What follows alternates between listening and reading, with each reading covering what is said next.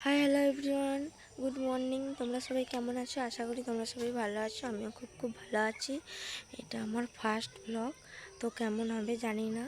তোমরা স্কিপ না করে পুরোটা দেখবে আজকে আমি কি কি করি।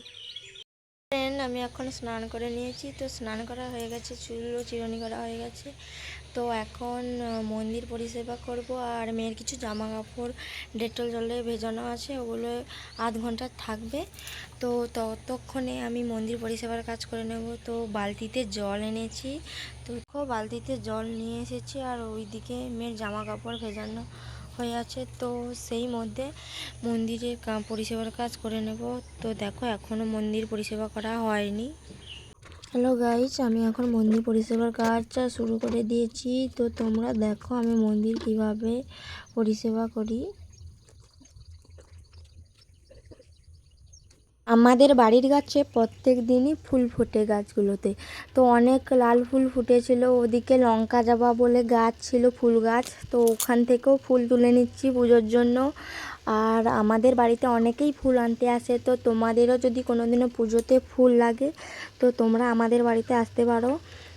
মন্দির ধোয়ার কাজ কমপ্লিট করে চলে আসলাম। বালতি আর ঘটিগুলো নিয়ে বাড়ির ভেতরে রেখে দেবো। ধুবো দিয়েছিলাম, তোমাদেরকে দেখানো হয়নি। জামা কাপড়গুলো আধ ঘন্টা ভেজানো ছিল, তো ওগুলো রোদে শুকোতে দিয়ে দেবো। তো চলো।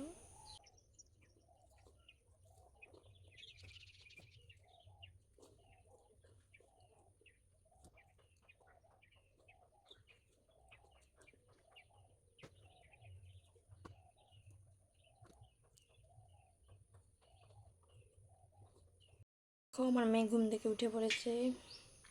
গাইস, তোমাদেরকে এসে দেখাবো, তোমাদের দাদাভাই বাজার করতে গেছে।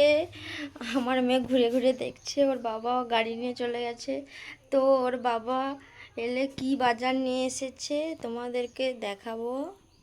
এখন মেয়েকে খাওয়াতে চলে এসেছি, মেয়ের খাওয়ার হয়ে গেছে। তো দেখো এই যে মেয়েকে ঘরোয়া পদ্ধতিতে স্যারিলাক্স বানিয়ে খাওয়াচ্ছি।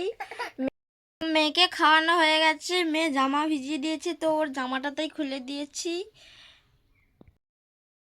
আমাদের দাদাভাই বাজার থেকে বাড়ি চলে এসেছে, তোমাদেরকে দেখাবো বলছিলাম বাজার থেকে কি নিয়ে এসেছে। বাজার থেকে চিকেন নিয়ে এসেছে, আর ওই প্লাস্টিকটায় কি আছে তো তোমাদেরকে দেখাবো, চলো। ওই প্লাস্টিকটা হয়তো মাছ ছিল, ছটর বটর করছিল শিঙি মাছ, তো আমি ভয়ে ভয়েই খুলছিলাম। এই দেখো এই শিঙি মাছগুলো নিয়ে এসেছিলো, তো চলো। আর ওখানে মাংস রয়েছে।